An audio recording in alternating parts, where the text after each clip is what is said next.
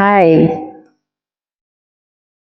विचार करत होते मी की आपण असा विचार सुद्धा कधी कधी करतो ना, छे मला कोणाची गरजच नाहीये. पण असं नसतं. आपल्याला गरज असते. असं कोणीच नाहीये की ज्याला कोणाचीच गरज नसते. असं नाहीये. पण त्या गरजेभोवती बरंच काही गुंतलेलं असतं. जसं ही आपली गरज आहे. ही म्हणजे ही व्यक्ती. ही व्यक्ती आपली गरज आहे हे जेव्हा कळतं तेव्हा मन एकदम असं शांत होऊन जातं. ही आपली गरज आहे हे जेव्हा कळतं तेव्हा मन शांत होतं. पण जेव्हा ती गरज पूर्ण होत नाही तेव्हा तेच मन निखाऱ्यापेक्षाही जास्त जळतं.